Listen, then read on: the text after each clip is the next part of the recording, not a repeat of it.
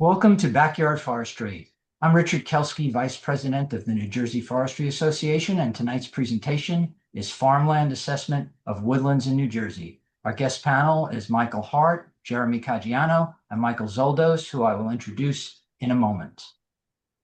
This presentation is for general informational purposes only and is not intended to constitute specific legal, tax, professional, or other advice.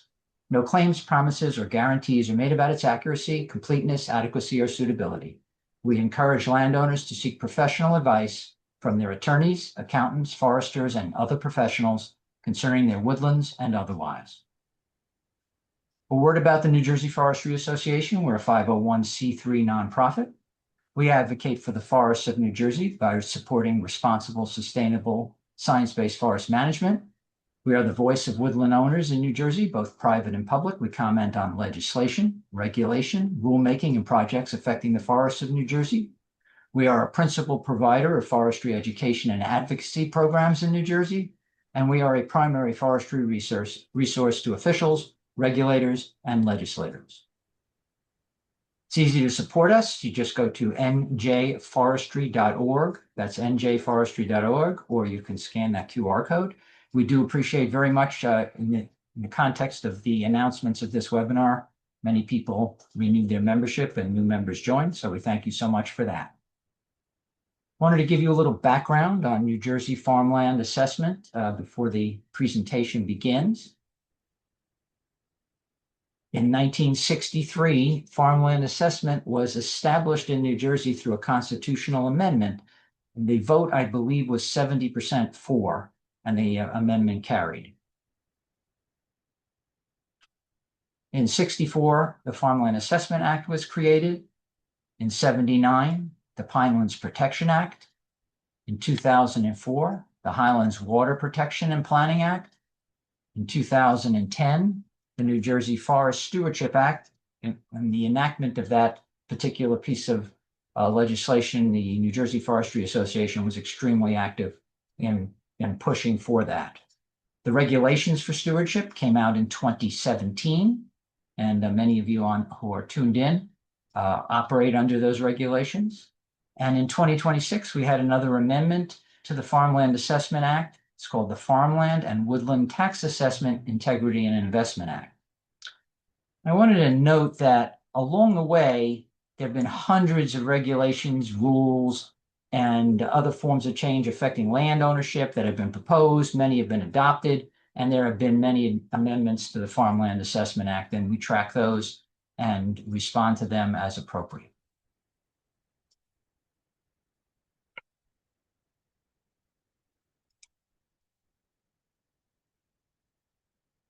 So in 2026, there were several amendments to the Farmland Assessment Act, mostly relating to the State Farmland Evaluation Committee.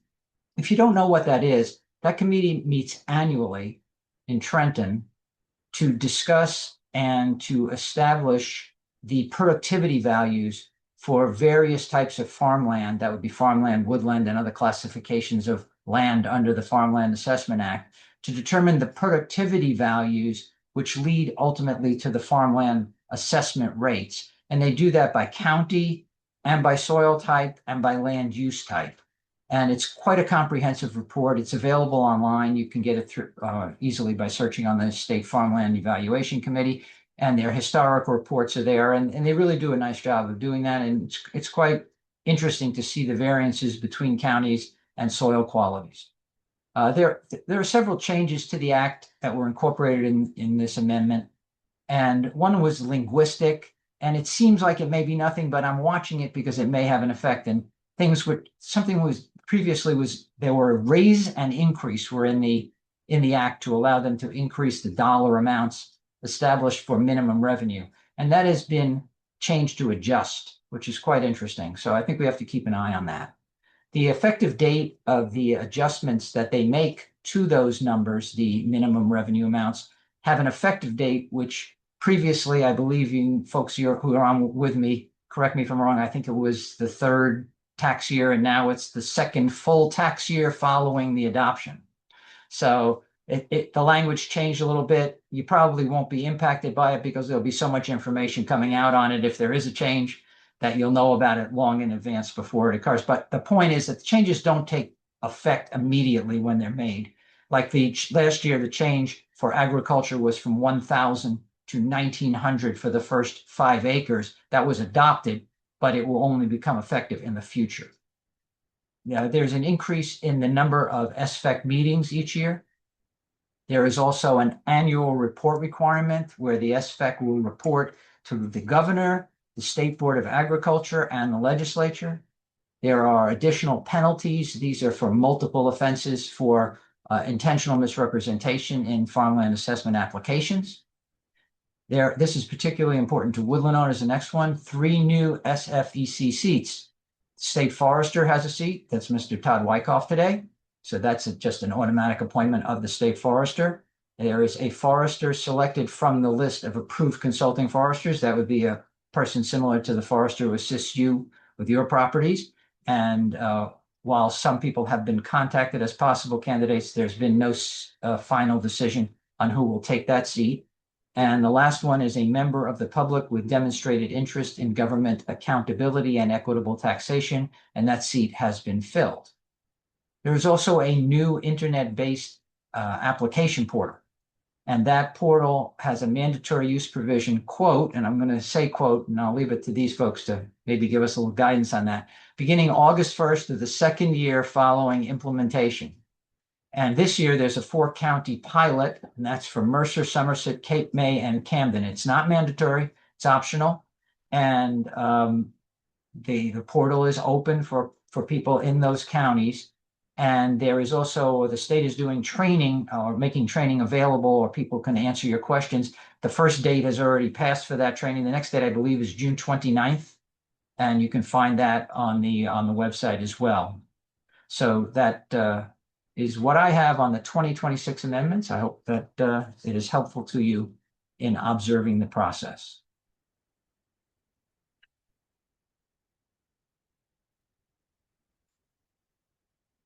I wanted to make a point about the context of the program, and this is something that I think is very important for everybody to know, particularly those who are not in the program, that the program is the most successful forest conservation program in New Jersey. It promotes healthy and resilient forests on more than 375,000 acres. And those acres are split between woodland management plans and stewardship plans. And Mike Hart, I'm sure, will fill us in a little bit on those percentages in the presentation.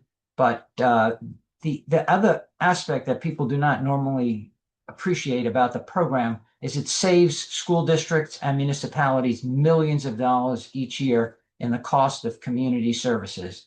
That is, for every dollar of farmland assessed tax collected, municipalities spend less than $1. For every dollar of residential tax collected, municipalities spend more than $1. So farmland assessment is not just a tool to preserve and conserve our forests, it also saves municipalities money. Tonight's presenters, they join us from the New Jersey Forest Service. Michael Hart, I'm looking at my cheat sheet, was born and raised in New Jersey and graduated from West Virginia University. We already discussed the Mountaineers when we were chatting before the webinar began. Has a Bachelor of Science in Forest Management. He's been employed in the New Jersey Forest Service since 2001 and is currently the Supervising Forester overseeing 3 programs: private lands, urban and community forestry, and no net loss. He has experience throughout the state with these programs, as well as having spent years working with the state lands program. Jeremy Caggiano is dedicated to the responsible management of private forests throughout New Jersey. He's been practicing forestry in the Mid-Atlantic, New England, and inland Northwest for over 25 years, even though he looks like he's 20. Since graduating from the University of Maine's forestry program, he resides in Sussex County with his family and dogs, and during his free time, enjoys the state's natural resources through hiking, mountain, and yes, surfing. Michael Szoldos is the Assistant Regional Forester in the Southern region. Mike began his career with the Forest Service as a part-time employee after graduating from Stockton University, and he has since dedicated 8 years to the private lands program. As I said, he works in the southern region. He lives in Atlantic County with his family and dogs, and he enjoys spending his free time outdoors gardening, raising chickens, hunting, fishing, and exploring nature. What I wanted to point out about this group is Mike wanted us to have a group that covers north to south in this panel, so that when your questions arise, and when you do have questions, you can type them in the chat or the Q&A. Know that these people are familiar with the state from top to bottom, so that problems in the south may be different, or issues and questions you may have relating to pinelands activity may be different than what you do in the hardwood forests of the north. But we have everybody on board here to be better able to respond to your questions. And now, without further ado, Farmland Assessment of Woodlands in New Jersey, featuring Michael Hart, Jeremy Caggiano, and Michael Szoldos. Thanks, Rich. Thank you, everybody, for showing up to this tonight. I know it's a light night for everybody, and so we appreciate you all being here. Rich did a really good job of introducing us, so I don't have to do some of that. I do like showing this graph, even though it's a little bit out of date at this time, because it shows the growth of the program, which are the bars here. So in 1990, we had about 2,500 properties in the program. And in 2026, we have over 7,000. And if you look at this line here, we had about 14 people working on the program in 1990, and we are down to 5 right now. So you're looking at 3 of the 5 foresters that do private lands in New Jersey. And I do say so myself with my team that they all do a really great job of handling private lands in New Jersey.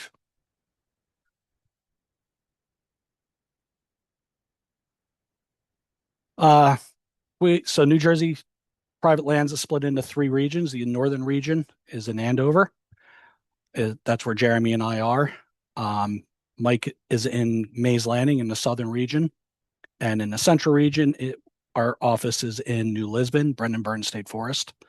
We also have our Trenton headquarters, and in Jackson, we have our Nursery and Forest Resource Education Center.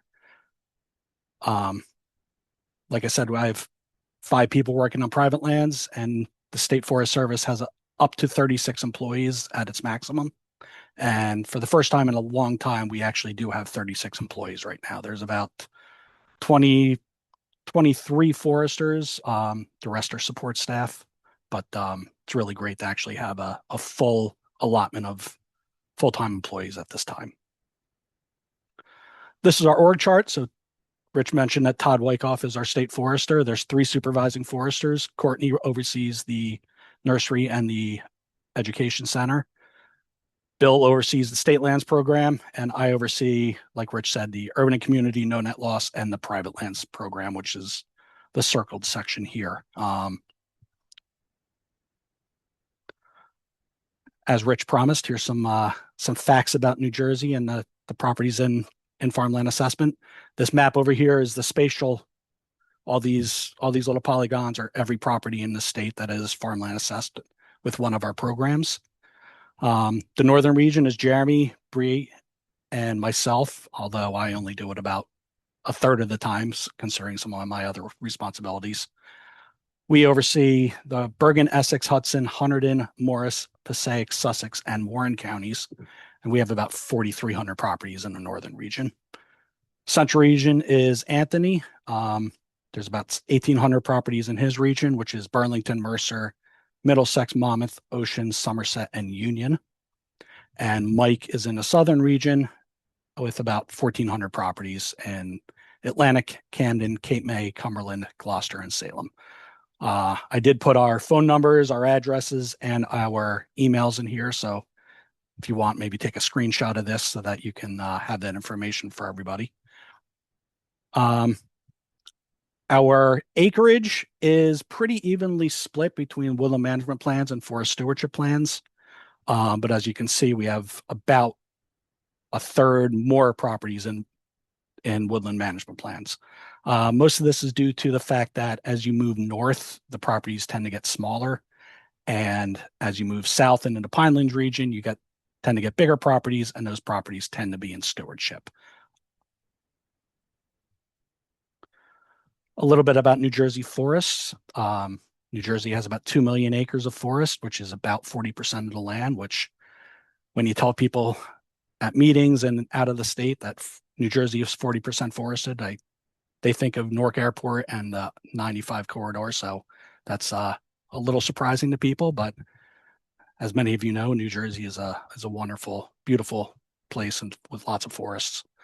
About half of that forest ownership is private. So everybody that's in farmland assessment and has a woodland management plan, those 7,300 plus people are doing a great deal of management in New Jersey, and it's greatly appreciated.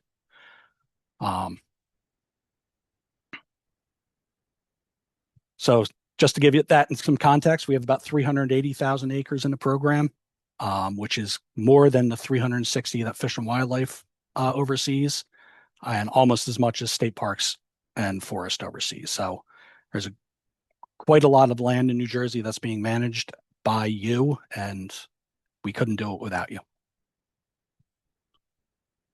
This is kind of an overview of what we're going to talk about tonight. We're going to talk about what we do. So we try to educate landowners, provide them guidance. We approve the plans, either a woodland management plan or a forest stewardship plan. We oversee the farmland applications and review them every year.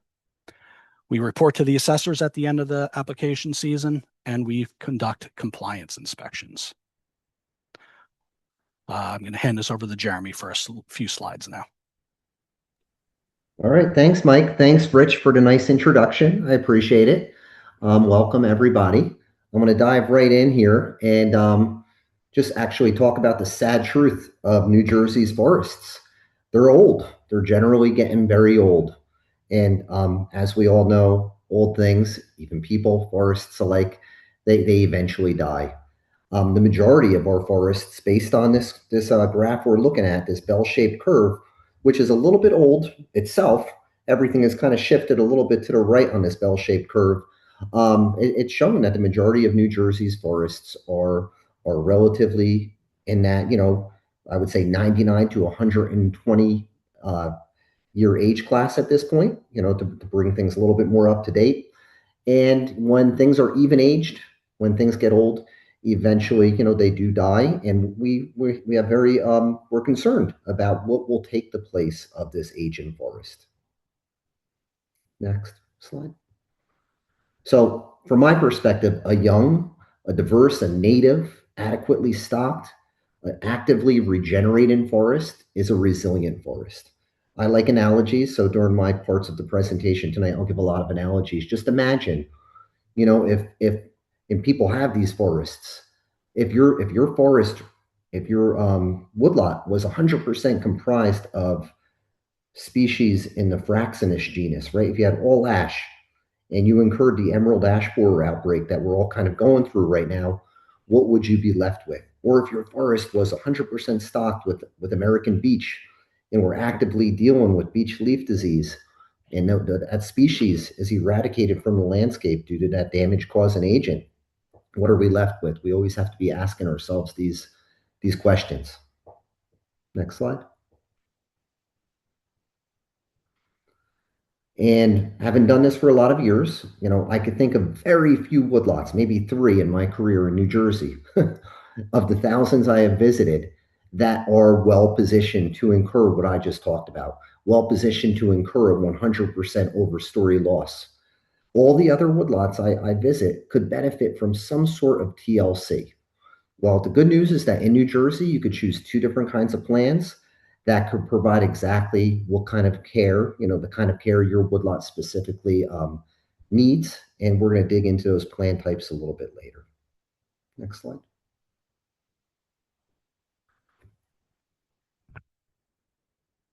That said, it's not to say that once you make the decision to be a conservationist or a forest manager, that everything you will and everything you desire for your woodlot will just simply manifest into reality.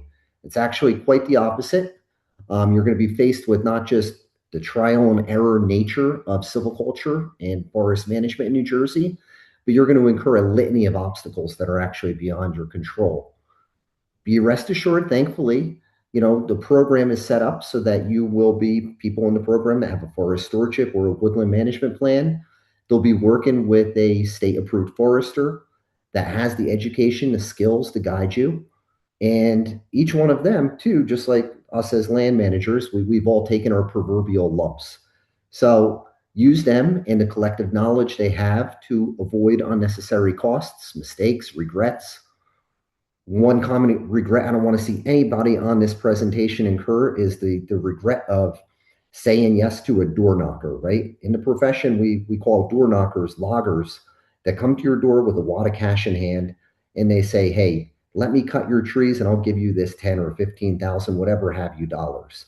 I promise you that any one of those door knocker loggers will take much more. They will take the best, they will leave the rest. We call it high grading, and they will take much more than $10,000 to $15,000 worth of value from your woodlot. So work with your approved foresters, work with the professionals in and out of the program, work with the New Jersey Forestry Association, and try to avoid those unnecessary regrets.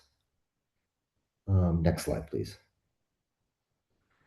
New Jersey has been really, maybe more than many other states in the mid-Atlantic, very impacted by humans for a really, really long time.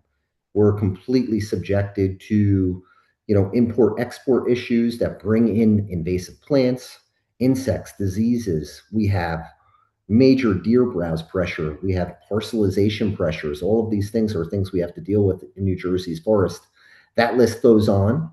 And there are times, that being said, that a no management scenario has its place, but maybe not necessarily on our private lands. Those private woodlots that comprise this program are typically 5, 10, 100 acres, sometimes even 1,000 acres. In the reality, I like this anecdote I hear people use oftentimes. The reality is that, the white-tailed deer and the Japanese barberry, no matter how much we will it and no matter how much we want it, they're not going to kill themselves. So we manage to get by. We plan our work, we work our plans, and we're very often rewarded with natural regeneration. In this case, some of the ecological benefits of doing our work, right? We're rewarded with quality wildlife habitat, as opposed to they're being covered through Japanese barberry or multiflora rose. We have native plants kind of taking the place of those invasive plants when we do our activities correctly. We have cool, clean drinking water, or just water in general. And maybe most importantly, as forest storage, we have the sense that we're leaving the land just a little bit better than what it was like when we received it.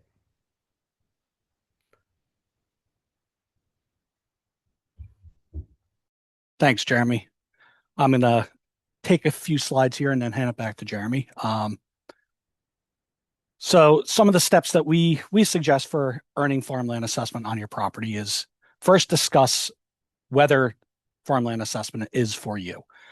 You are welcome to call any of the regional forest offices and talk with us to explain how to get your farmland assessment. We can provide the list of consultant foresters to you, talk to you a little bit about your land and what you would like to do.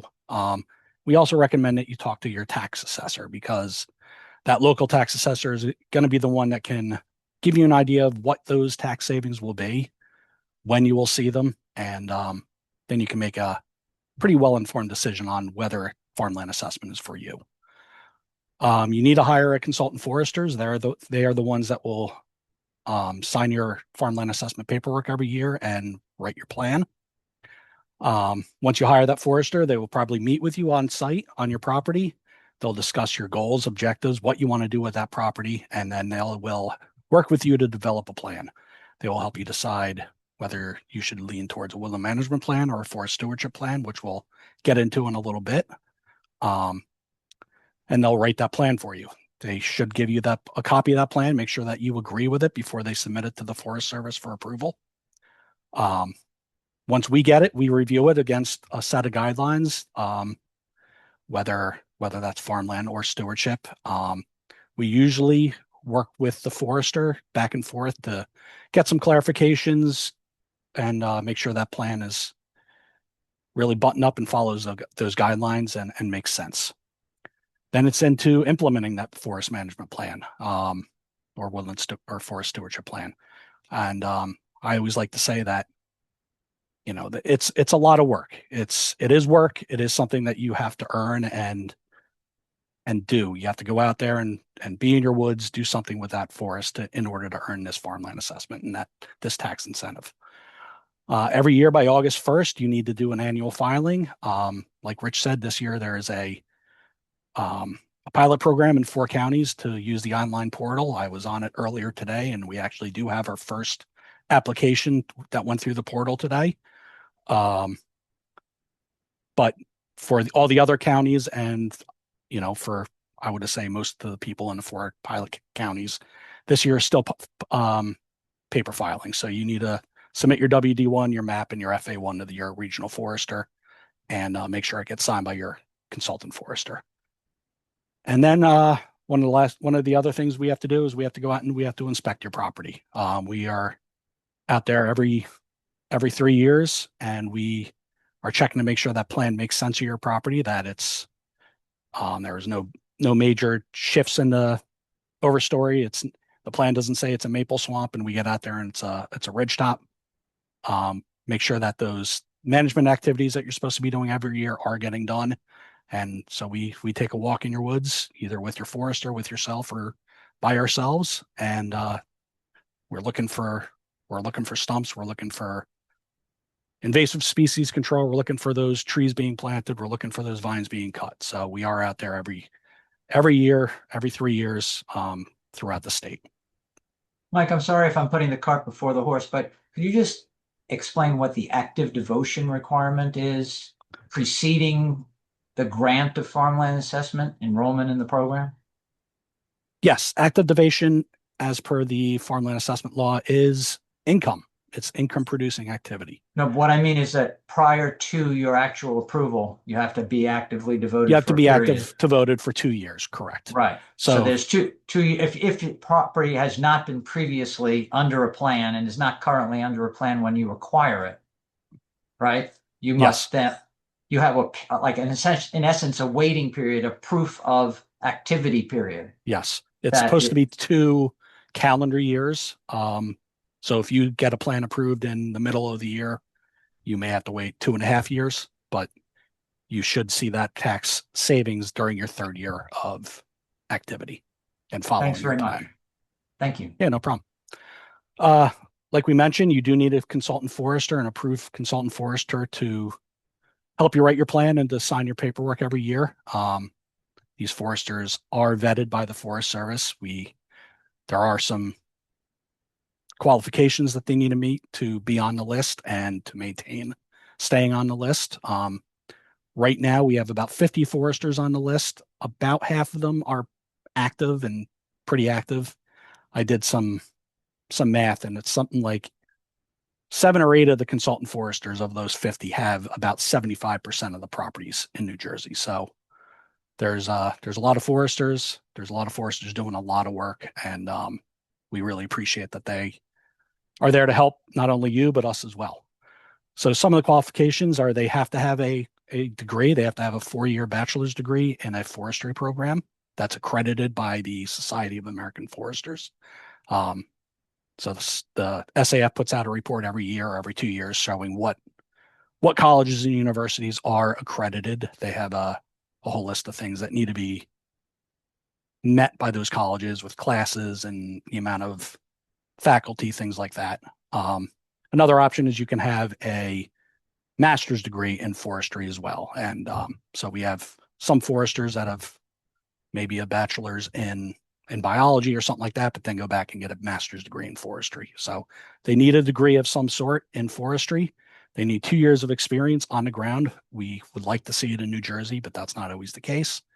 And I say that because with the New Jersey Farmland Assessment Law and Stewardship Law, there's some intricacies about the program that we just want to make sure that those foresters getting on the list know. So there is an application and a interview to make sure that the foresters understand farmland assessment and stewardship. They also have to provide a report to the Forest Service twice a year. This report can include anything from letting us know how much work they've done, who they've worked with, what continuing education that they've had. So we do try to keep on top of the foresters to make sure that they are helping in the state and making sure that they're staying informed of new things going on in forestry, forest health, things like that. And we have had to remove people from the list before as well. So there have been foresters that have been removed from the list. Sometimes it's for things like not reporting to us, or sometimes it's because they've repeatedly signed the WD-1s when the activity is not completed. So we do try to stay on top of the foresters and keep them honest and keep them, working for you as the landowners. So I'm going to hand it back to Jeremy now. All right, thanks, Mike. So, right back into you want to participate, right? You want to manage your forest.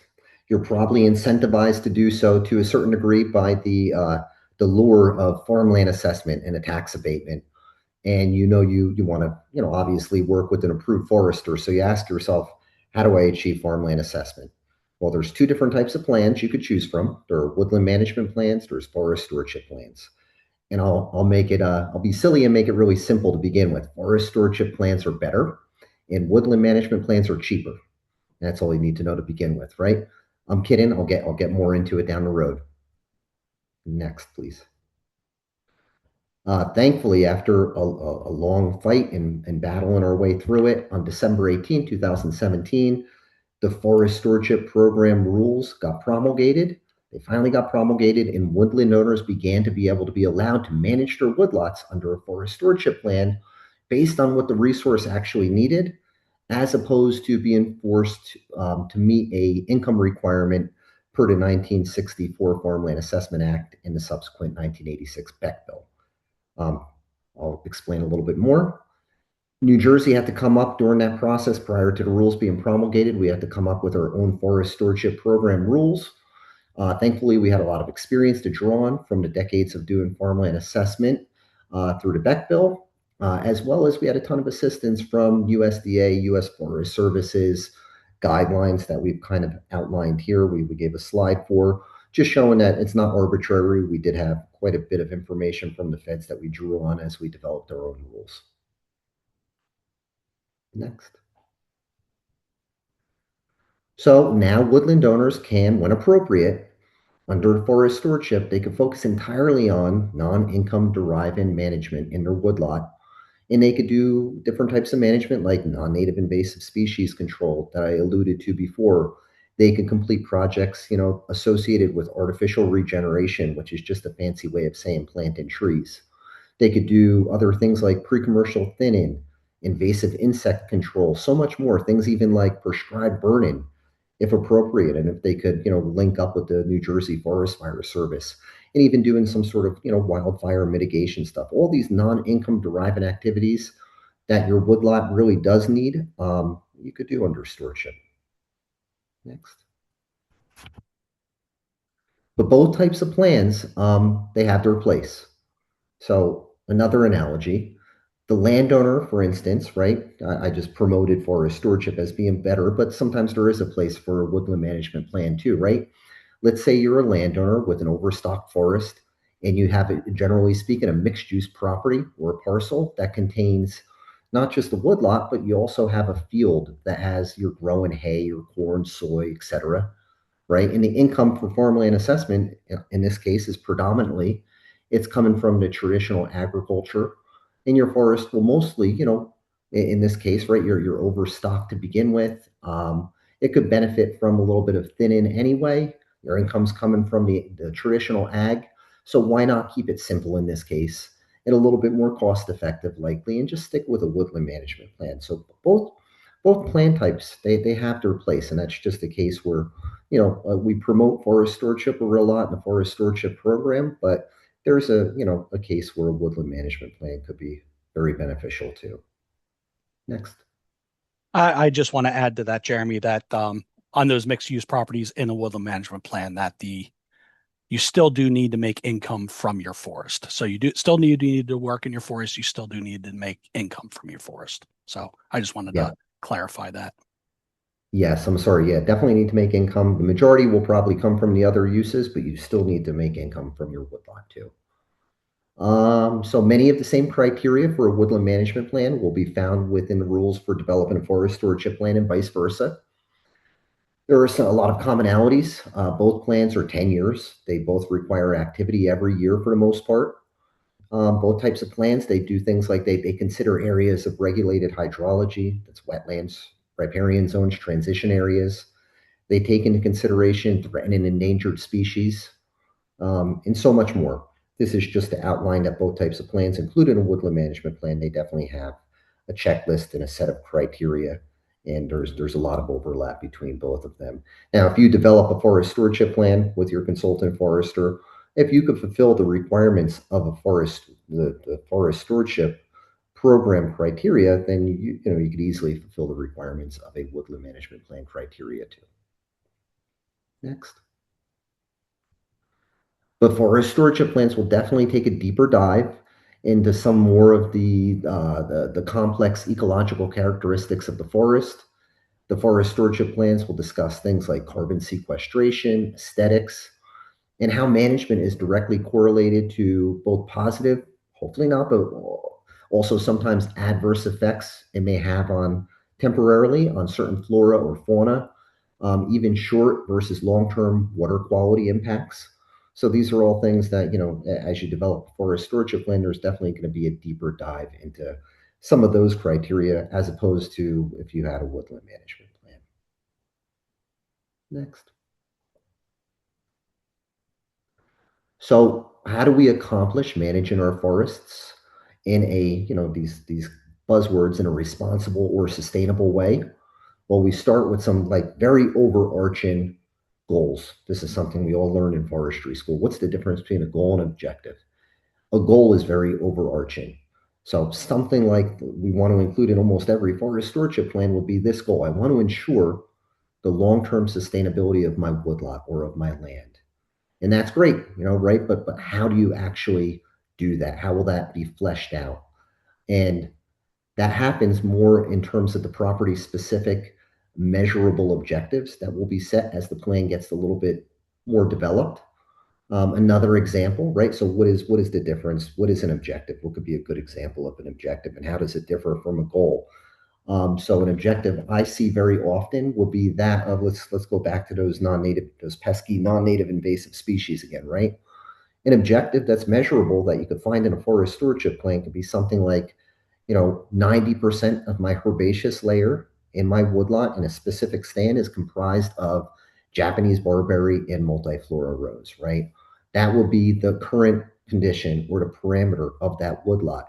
In the objective, the measurable objective in your forest stewardship plan, how you're actually going to ensure to learn long-term sustainability of the land and meet that goal, in part, you're going to eradicate, you're going to say, I'm going to go from having a 90% composition in that herbaceous layer of these non-native shrubs to having 10% or less. So that could be an example of a measurable objective to help you meet your overarching goal. Next. Another objective, measurable, could be to create a specific forest condition or a density threshold. There are certain threatened and endangered species like the red-headed woodpecker or even the golden-winged warbler. In these cases, we need to rely on very relevant and threatened and endangered species data associated specifically with the project site. It's critical to have that information.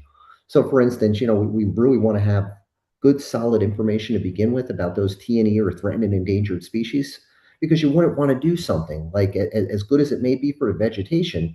No forester, no landowner wants to go in and do an even-aged seed tree harvest, for instance, in a stand that's stocked with, significant concentrations of, for instance, shagbark hickory, a tree with, extreme exfoliating bark, right in the middle of the maternity pup season for Indiana, northern long-eared, or tricolored bats. So beginning our management planning process with having solid information for threatened and endangered species is critical. And the approved foresters, for the most part, will obtain this foundational information on T&E species via New Jersey's Office of Natural Lands Management. They have a program called the Natural Heritage Program, and they accumulate and maintain all of these records of observations of these T&E species. And we also lean on our federal partners like U.S. Fish and Wildlife Service. They provide reports. They're called IPAC reports that provide a lot of the information about the federally listed threatened and endangered species too.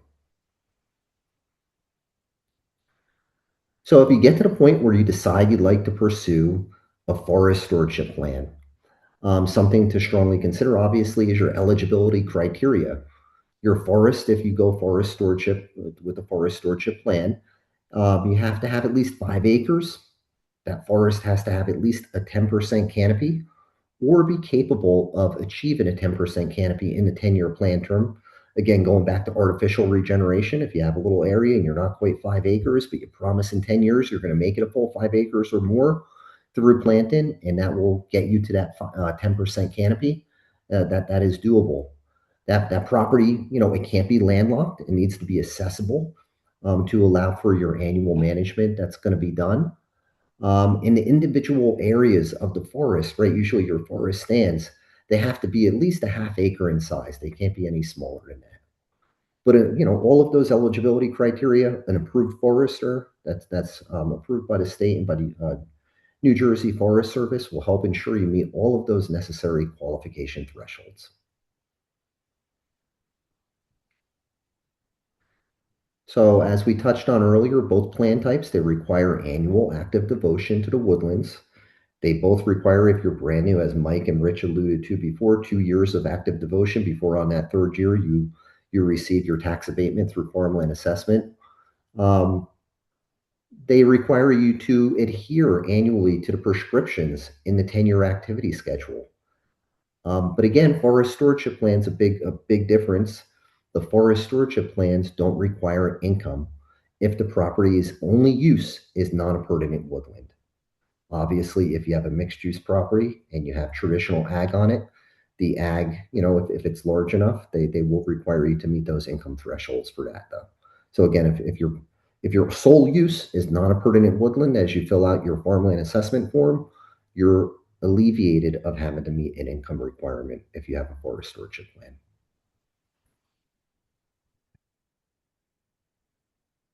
All right. There are some different terms used between the different plan types. And I think, as with everything, be sure to really understand the nomenclature associated with the plan that you have. You're going to be communicating a lot with a lot of different representatives of different agencies. You're going to be in touch with the taxation department in your individual town, maybe even at the county level. You're going to be in communication with DEP, definitely with the New Jersey Forest Service. There's a good chance you're going to be in touch with the Natural Resource Conservation Service and other regulators along the way too. So there's different terms in forest stewardship plans as opposed to woodland management plans. Know those terms, use the right nomenclature, communicate clearly with everybody that visits the property, and you'll be in really good shape.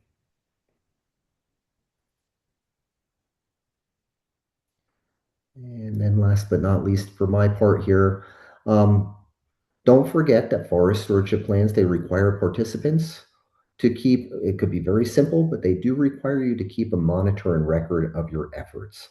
And my final analogy of the night, we'll go right back to the invasive species stuff again, right? One of the main reasons we do want you to keep a monitor and record is if Mike Szoldos, myself, Mike, Hart, or Anthony, if any of us come out and we do an inspection on your property under a forest stewardship plan, and your main objectives, measurable objectives on your woodlot are to eradicate, let's say your typical invasive species, your olive, your rose, your barberry, and we go out there and we don't see those eradicated, they're still at that same 90% concentration, we're going to say, what the heck? And you're going to be, the compliance of your farmland assessment will be in question now. Where to monitor and really comes into play is you could say, listen, I tried. I have these pictures. I took notes on the days that I tried to eradicate these invasive species. Look right here. It says that I used a 2% concentration of glyphosate on my Japanese barberry, and I did it in April. And right away, we would say, okay, well, you tried, right? You attempted to do the management prescribed in your plan, but here are the issues. This is what went wrong. Your concentration was too low. You did it a little bit too early before the leaves flushed out. Maintain those notes. It's going to really help you out in the long run. It's one of the requirements, and it can be a get out of jail free card. should you kind of bump into compliance issues. So definitely keep that. All right, thanks guys. Thanks everyone for being here tonight. Now I'll get into what everyone's been waiting for, the Pinelands review process. So any of you who are in the Pinelands region or have had dealings with them know that it can be quite a complicated process, but this further emphasizes the benefit of forest stewardship. We have an agreement with the Pinelands Commission that any forest stewardship plan that is received by us is jointly reviewed by us and the commission for comment and approval. Now, this helps you because if it was a woodland management plan, that onus would be left up to the landowner to file their plan with the Pinelands Commission, get a permit, and go through the whole process. But there are two ways to get approved through the Pinelands Commission. It would be either an exempted plan, which means you're harvesting less than 5 cords a year, or you're doing timber stand improvement less than 5 acres per year, or you're reforesting on less than 5 acres a year. So all of those three things are exempt, but that will go to the commission for an application number and you will get a approval of exemption. Now, if you're harvesting more than that or planning to cover more acreage than that, there is what is called a certificate of filing. So by going through us and the forest stewardship process, you would get that certificate of filing that you could then take to your township, get your permit through the township, that could then be brought back to the Pinelands to get your actual permit to start your forestry work.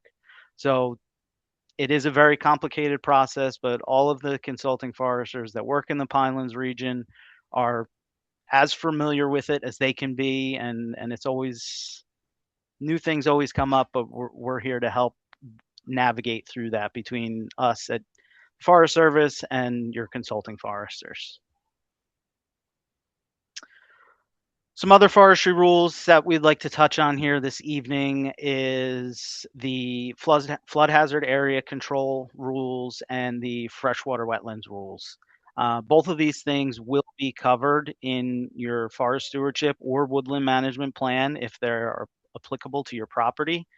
So these are certainly things we're looking out for, and every landowner should be very aware of whether these conditions appear on your property and where they are on your property. I will make one note here that this top one, the permit by rule 26, that is actually no longer correct. Very recently, that was changed to a permit by certification. Everything remains the same. It's just that the wetlands and the water program wants to be able to track this because of a FEMA and federal requirement. So that permit by rule is actually now a permit by certification, but everything remains the same as between the permit by rule and the permit by certification. So this is a little bit out of date, but something new just hit us recently, and we've been working through it. And we will be doing the registration on behalf of landowners once we approve the plan, but So everything in remains the essence, same. In essence, the activity permissions still remain the Correct. same, Yes. but a registration for a plan must be filed, and you're handling, and the Forest Service is handling that registration. Correct. Right. And Yep. actually, plans that are currently in effect are still can Covered avail by- themselves of the Yes. permit by rule. Yes, this is only for new plans that we get or amendments to current plans. And like I Thanks. said, the Forest Service will be handling that registration on behalf of the landowner. Sorry to interrupt you, Mike. You're good. Okay, so understanding your regulated wetlands and where they are.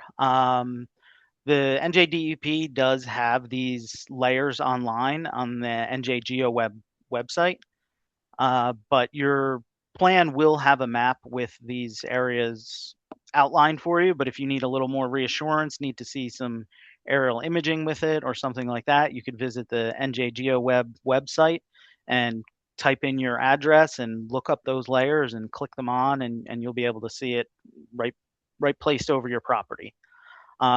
So we define the transition areas in 3 different ways.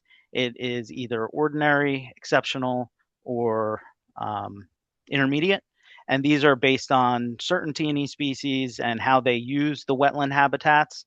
So those buffer widths for each one will be either 0 feet for ordinary wetlands, and they're going to be very small, less than 5,000 square feet, so almost non-existent resource area, to the intermediate, which is going to be a 50-foot buffer, and 150 feet for the exceptional buffers that will likely contain active habitat for certain T&E species or a C1 regulated stream, things like that, that make that wetland resource a little bit more important to make sure it's being protected and saved.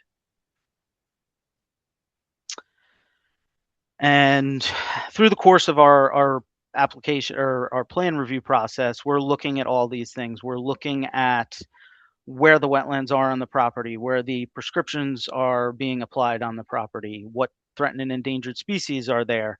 So we can make those determinations and say, okay, what has been written in your plan is appropriate, how they have decided to access these areas and perform the work won't result in irreversible damage to these areas. The other thing to consider with any of these water resources are your riparian zones. So any stream corridor, any pond, lake, if you're backed up to the bay or an ocean, these are all riparian zones and regulated by DEP. This will also be something you can find on NJGeoWeb, so you can get the stream classifications for each of those areas, and they will all have different widths associated with them also. So we have the 50-foot width, the 150-foot width, and the 300-foot width, and that'll be predicated on things like the C1 stream classification, if there are trout management waters, trout production waters, and different things like that. To get into your plan.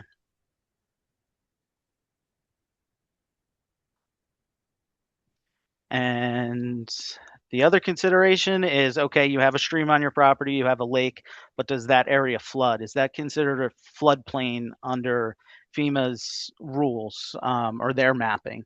So a lot of people get the misunderstanding that these buffers mean you cannot practice forestry in these areas, which is not the case. You are definitely allowed to do forestry in the transition area, in the riparian zone, into the freshwater wetland area, as long as you're following the BMP's best management practices we have set forth. And I think Mike has the link here that you can pull up, or you can go to our website to search for the forestry best management practices in wetlands. And it outlines a lot of things that you can and can't do and where you can do them. So things like stump removal, that's not something that is going to be allowable in any of those areas. But these are all things that also your consulting foresters are aware of. They write into the plans, and these are things that need to be in your plan, or else we can't approve it to allow the forestry activity in those regulated areas. And here is an area where, or a place where you can find these regulated areas. The FEMA FERMET map is a way you can see your property and decide if there is floodplain. I've seen areas that aren't mapped, which makes it a little bit difficult, but this is certainly something to ask your consulting foresters about and say, hey, do I have floodplain on my property? Is this something I need to be concerned about? And what concerns do I need to have?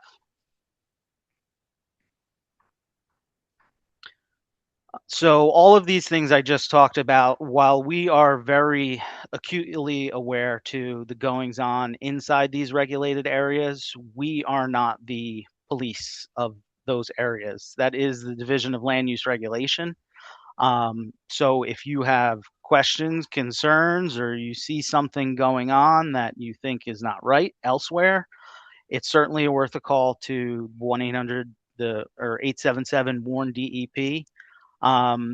It's also something that we are aware of when we're out doing our inspections. We don't like to do this, but if someone's blatantly violating these rules, we have an obligation to let folks know with the Division of Land Use. All right, I'll talk a little bit about our approval process. So all we approve is forestry activity. We're not getting into agricultural activity. We're not getting into land conversions. So it's also something that's very important to have a discussion with your consulting forester, with your family, prior to having your plan submitted and approved. Because if you're already thinking, okay, I have this 20-acre block of land and I want to live here someday, so we want to build a house, it would be wise to omit that area from your plan right from the beginning, rather than going 5 years down the road, you get your farmland assessment, and now you're removing acres from what was farmland assessed, and you're paying back taxes on something that you knew you were always going to build. So it's a good idea to have a game plan going into the plan process. Mike, it might be important to point out, as one of our guests pointed out, one of our attendees pointed out, that the 5 acres is in addition to the home and home site. Correct. So, yes. Right. So Yes. the land measurements must be the home and home site are taxed just like any other home and home site, fully assessed. There is no farmland assessment of that aspect of the property, and the forested acres must be a minimum of 5. Beyond that, Right, 5 Correct. acres for stewardship, and there's just 5 acres of agricultural land for woodland management. So you could have a mix of 3 acres of woods and 2 acres of hayfield to get to your 5 acres of agriculture for woodland management plans. fair point. Yeah, and most tax assessors, unless it's larger than that, of course, will keep 1 acre aside for the home site. And I have seen people appeal that with their tax assessors and have it only as 3/4 or maybe even a half. But the general rule is they're assessing 1 acre for your home site, and that is full rateable. You're paying everything on that. So you need at least those 5 acres actively devoted to some form or fashion of agriculture to qualify. Another important note we have here is that it's important, especially in the cases of regulated area, that you're not implementing your plan until it is officially approved. Because if there is someone else that calls the Division of Land Use on you, and you've performed a bunch of forestry work in your area, and they say, okay, well, where's your plan? And we have not approved that yet, you technically would not be covered under either the previous permit by rule or going forward the permit by registration, because that plan isn't approved yet, and you're not permissible to do that work until a permit or plan is filed. Go ahead, Mike.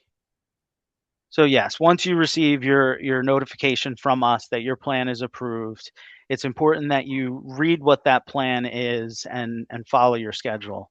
And I think for a lot of people, it's probably pretty important to read your plan, especially with stewardship, even before you sign that plan.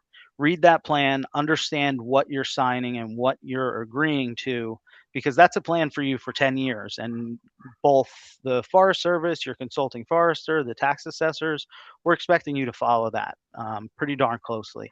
So read that plan often, read it before you sign it, read it after you get it back from us to make sure that there weren't some changes that we had to make with the consulting forester, and break it out once a year or twice a year or as often as you need to remind yourself where you're supposed to be working, what that work is supposed to look like, and how much you're supposed to be doing.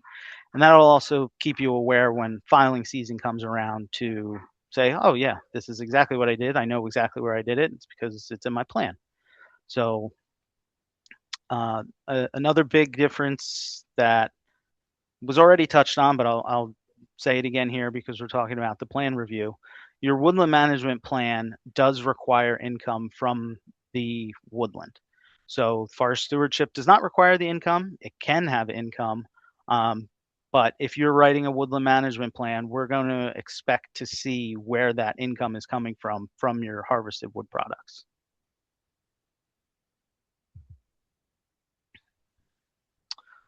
So some things that Jeremy has certainly already touched on that are non-income deriving activities that I would say a good 70% of our landowners are doing, especially in South Jersey, especially in the Pinelands, pre-commercial thinning, forest stand improvement, your prescribed burning, invasive species control.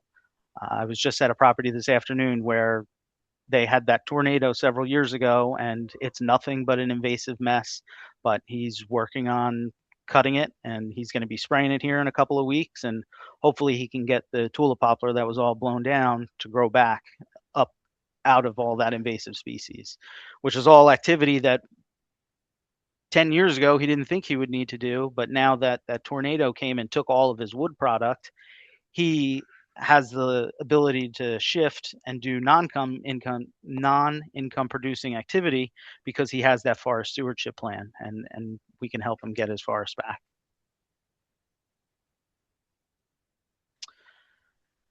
Okay, we'll talk a little bit about where we're getting into right now, the time of year for your application process.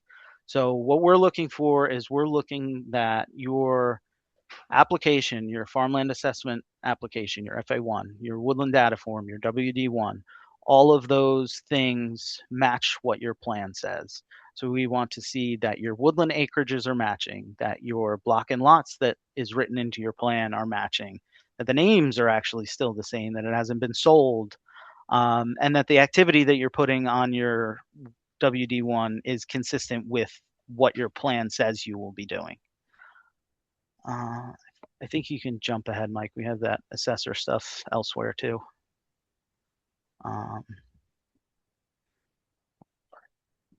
You're good. Next. So, yeah, you can go ahead. So when we get your applications, we're looking for all those consistencies. But if your application is insufficient, you'll get a letter from us explaining that insufficiency, and you'll be able to resolve that with us, whether it's through a plan amendment or it could have even just been a typographical error on someone's part that gave us concern or question.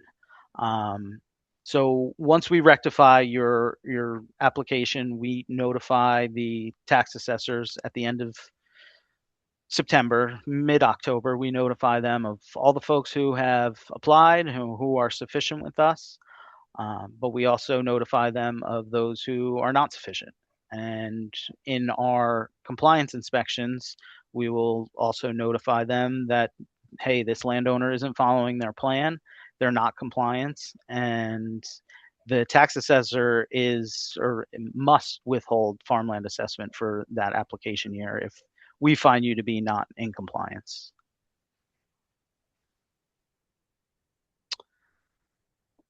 So in our compliance inspections, we are looking through the past several years of applications you've submitted to us to walk the property, whether you're there or not, to see what they claimed is that pretty close to accurate.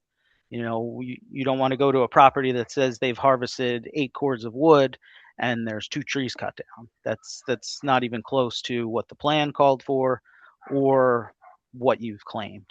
I would say it is a great opportunity for landowners to be there on the inspections with us. Not only does it help us get through the inspection quicker, but it gives you that opportunity to interact with us, ask questions, say, hey, I did A, but it doesn't seem to be working. Is there something else I should be doing? Or how could I be more efficient in the way I'm doing my work? So the compliance inspections, while we come only every 3 to 4 years, it's a great opportunity to get some insight from someone you don't see very often. I would hope that you're talking to your consultant foresters pretty regularly, but when you get the opportunity to get a different viewpoint, it's good to take advantage of that. Yes, so we inspect within the first 3 years by rule, and we are supposed to inspect every 3 years thereafter. So realistically, and Mike, you can chime in for northern region, we're probably more on like a 4 to 5 year cycle with the people who are already in the program and who have already been inspected. I myself do try and get to those first time applicants pretty early because we want to make sure that they're on the right path. We're conducting those inspections sometime in September all the way through June. We send those letters out weeks in advance.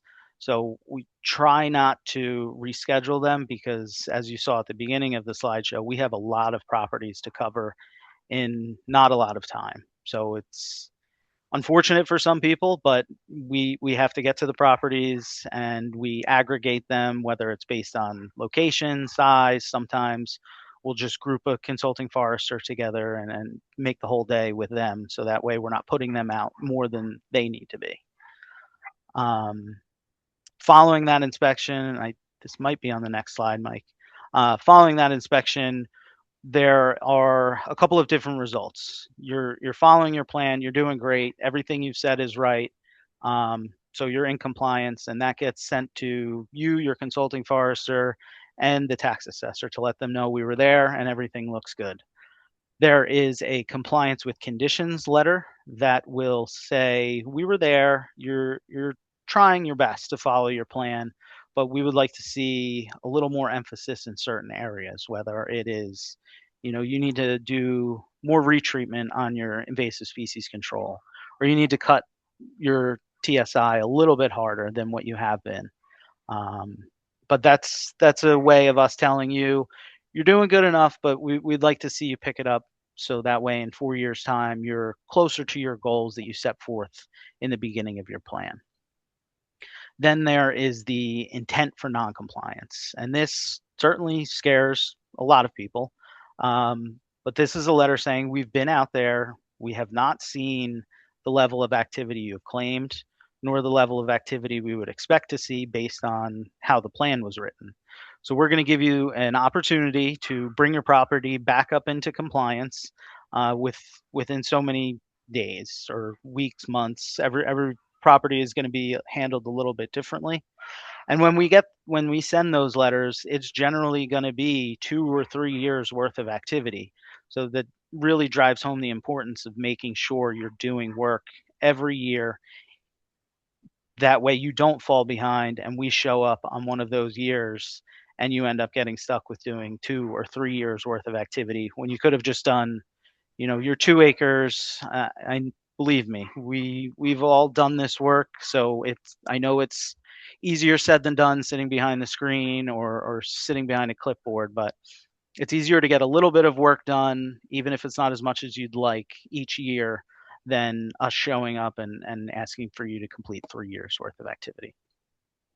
And then we also use sorry, Mike, but we also use this letter because we understand that life happens. People get sick, right. People, weather happens, things like that. So the main idea of this letter is that we understand that life happens and sometimes you just need a little bit of extra time to catch up. Yeah, this year, for instance, this was a horrible winter. So there are folks, half of the properties I went to this spring, I didn't get much done. And you know what? That's perfectly fine because I can see the past 3 years worth of activity. So no worries, stay on it, you're good.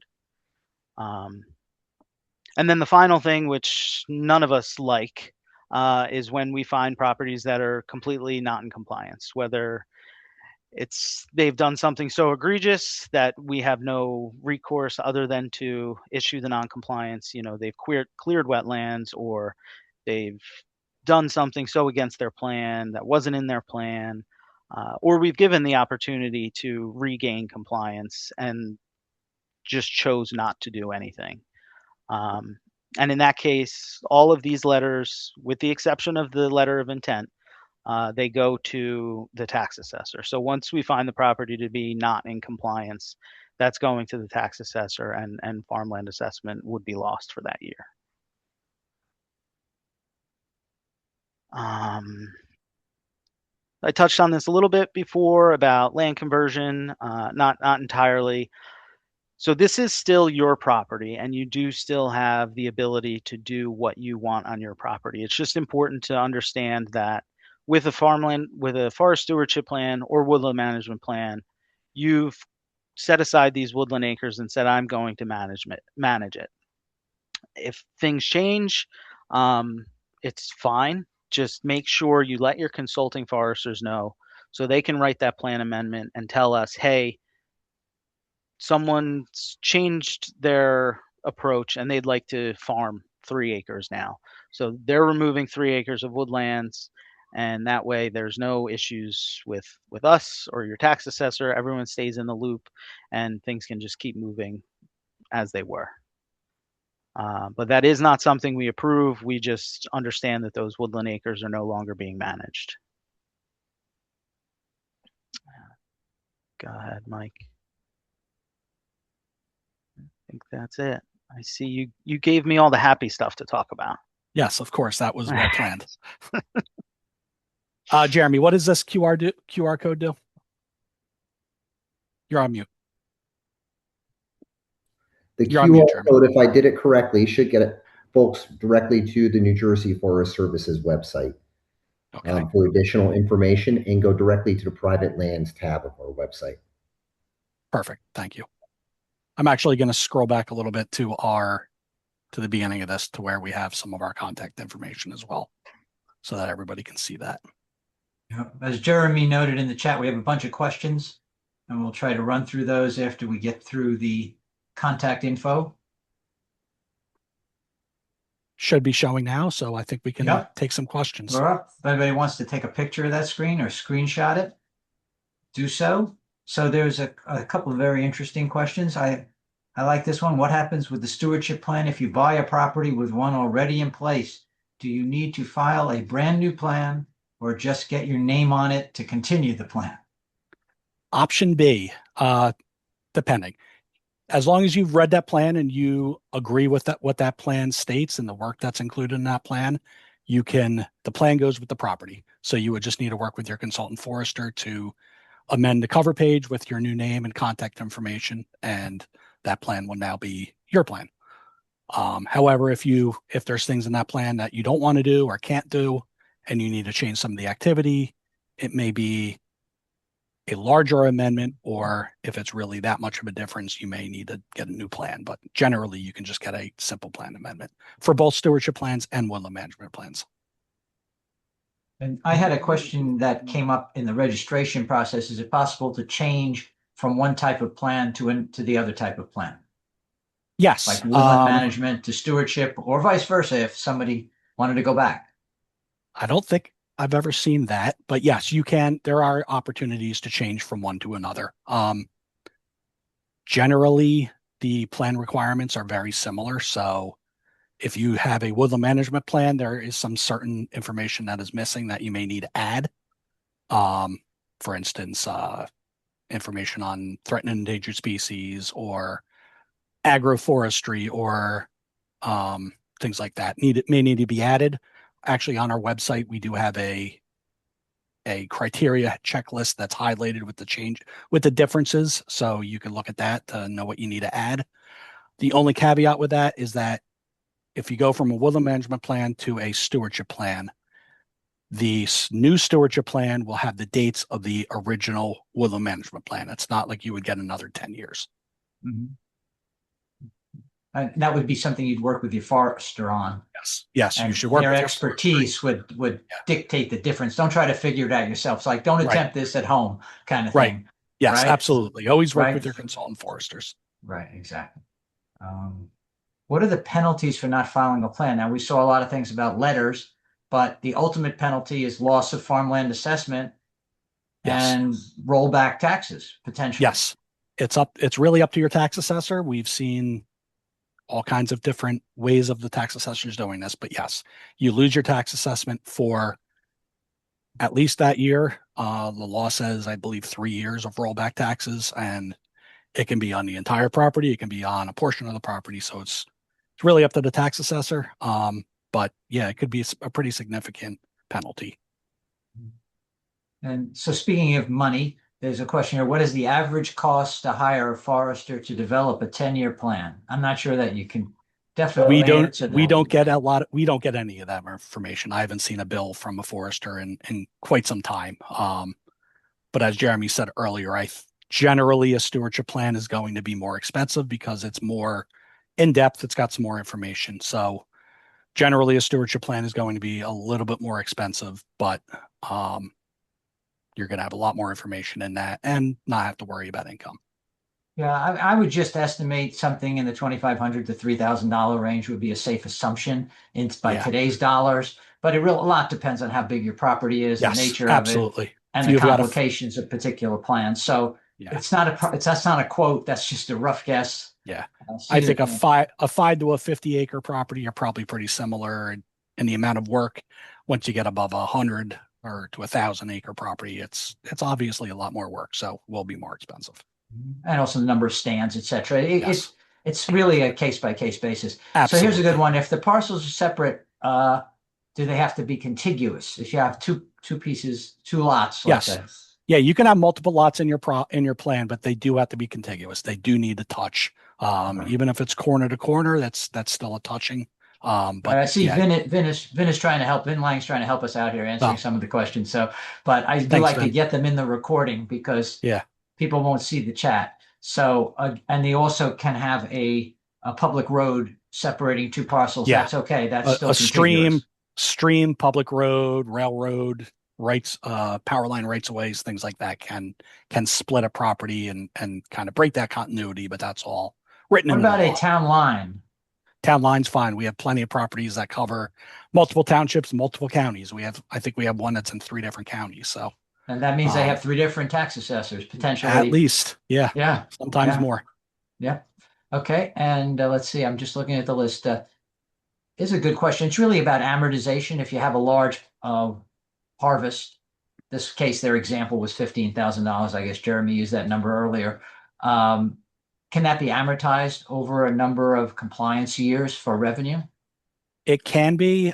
It's seems to be a case-by-case basis with the tax assessors. I believe case law is 2 years, but don't quote me on that. But yes, it can be averaged. I just really depends on your tax assessor how long you can do that. But I will say that you can average that income over a certain number of years, but we still would expect work being done every year. So maybe if you have a woodland management plan and you do a harvest and you want to carry that for 2-3 years, that's fine. But those are the years you should be focusing on tree planting or invasive species control, cleaning up the topwood for firewood for your own use, things like that. So there's a general question here.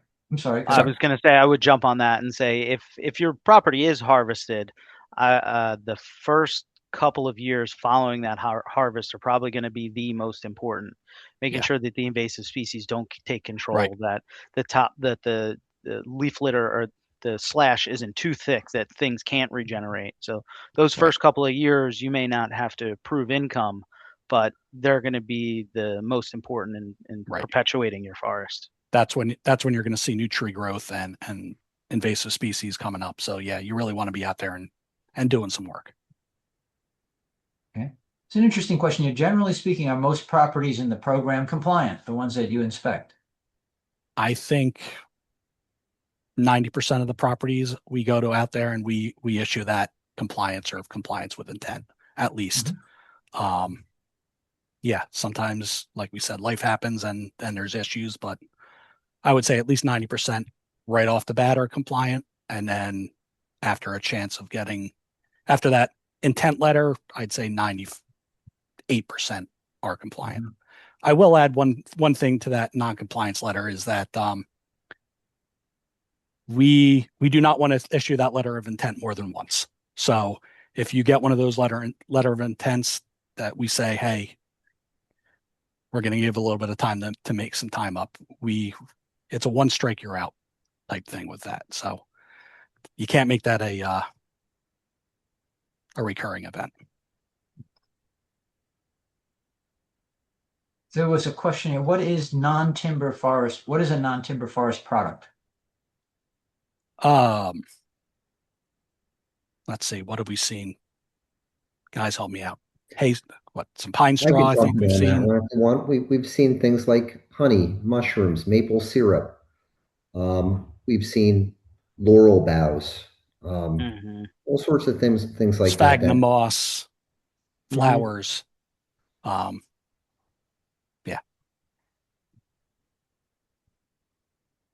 If I change my land ownership from an LLC to a personal name, what do they need to do for the management plan and forms?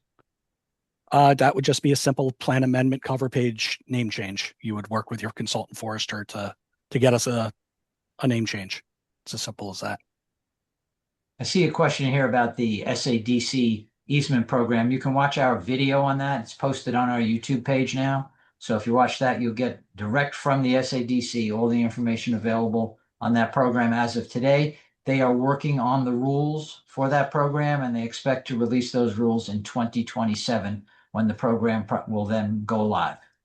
And I've had an individual from the SADC with me on inspections just to kind of see what we do. So they are invested in learning about forestry, and they do want to make this work, and they want to work with us. Yeah, they're really in earnest about getting this program out there, and there's a lot of activity on it, a lot of inquiry. Here's one about use conversion, and I'm not sure the answer to it. The current person's currently growing Christmas trees, wants to transition to a stewardship forest. Okay. That's a tough question. Yeah, that's a new one, actually. Because you won't have the canopy cover in place. It depends on, it would be really site dependent. I think there would probably need to be some tree planting involved with that in order to make sure that you're getting a natural native forest and that you're going to have the proper canopy cover. Right. I agree. It's a tricky question. That's why I asked it. I was going to skip it over because it seemed a little squirrely, but it's a good question. There's one here. I'm sorry. Change version. This is about Schedule F on federal taxes. I don't think we can answer that question. Ask your tax professional. Tax professional. Yeah, sorry, but we must put that one aside. Anything in the Q&A that I missed, Jeremy? In the chat, there's a question about can you convert? So you say you can convert woodland to agriculture. Is that agroforestry? And I would say that's not agroforestry. No. And you can't always convert woodland to agriculture. I know Mike towards the end mentioned, being private property, and there are cases where, you wanted to expand a little bit of your traditional agricultural operation. The devil is in the details with all of these things, right? Like you definitely cannot do that in an area of regulated hydrology. That's like a wetland, a transition area to a wetland, a riparian zone. That could put you in a pickle with Division of Land Resource Protection, the more regulatory arm of DEP. But agroforestry would be, that would be something where you would be growing an agricultural commodity, for instance, underneath a tree canopy. Or you would be possibly doing a little bit of like grazing with animals in a forest setting, with keeping the priority on the forest as opposed to the traditional ag. That's our perspective of agroforestry, if that's helpful. Well, one of the things I did want to touch on is local tree removal and replacement ordinances under the stormwater rules. And pretty much every town in New Jersey has a tree removal and replacement ordinance. They range from very simple to very complex. Many of them exempt forestry activity with approved plans. Mm-hmm. Some do not. And so Yes. I encourage everybody to make sure before they do any cutting activity that they make sure that they've aligned their forester is aware of the local requirements, and that they're not violated. Yeah, that's a good point, Rich. And with any of this, you need to make sure you're getting the proper permits and talking to your town to make sure that you're doing everything right. Is there anything anybody wants to add? A little bit of discussion about the NTFPs, the non-timber forest products.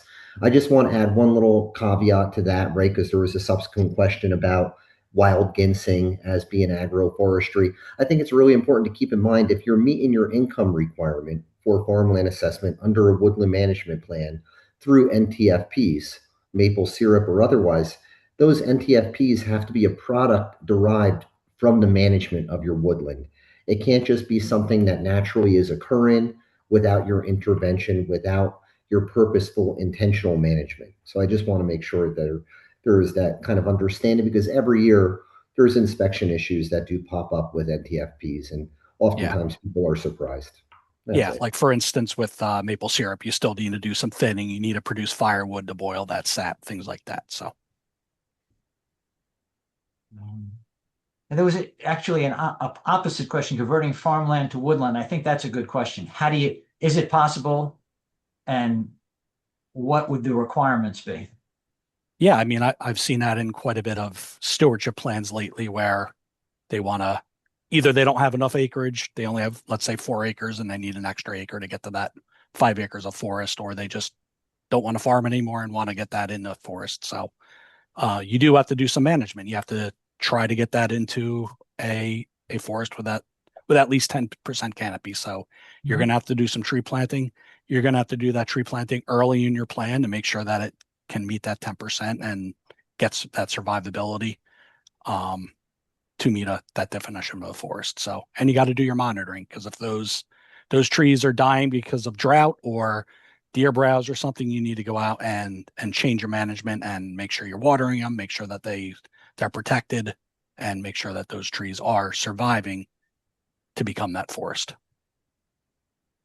There was one other question that I did make a note on earlier, which was landlocked versus non-landlocked requirement. And could you just clarify what that means?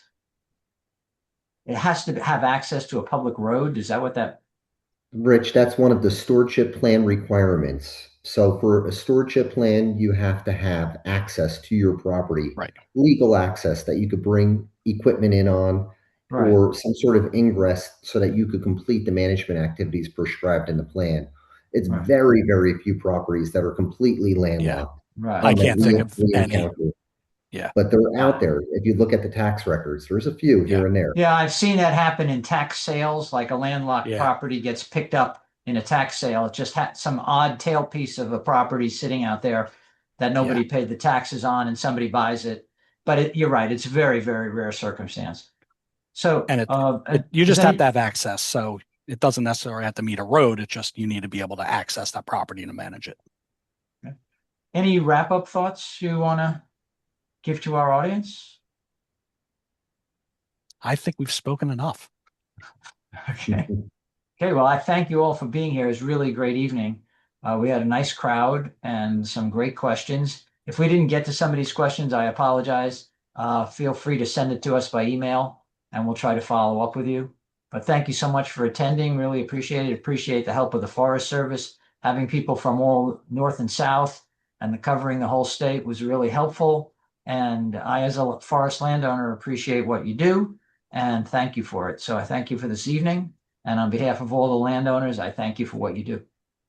Thank you, Rich. And thank you to all of the landowners for doing what you do as well. Excellent. Have a good night, everyone. Good night, Thank everybody. you. Have a great weekend. Take care.